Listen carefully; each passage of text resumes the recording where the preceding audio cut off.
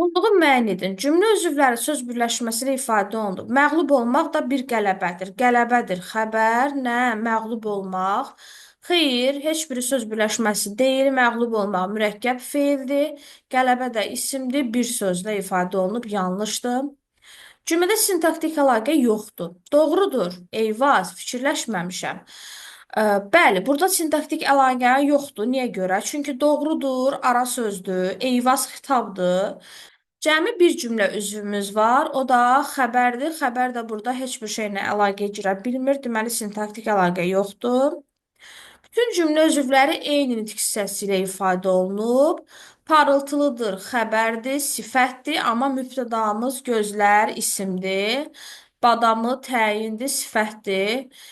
İsim olduğuna görə bu yanlış fikirdir. Cümlə üzvləri nitq hissələri ilə ifadə olunmuyub. Hava sakit və istidir. Olunmuyub deyir, yanlışdır. Çünki olunub. Hava mübtəda, sakit, isti xəbərdir, həmcins xəbərli cümlədir. Söz birləşməsi ikinci dərəcəli cümlə üzvünün ifadə vasitəsi deyil.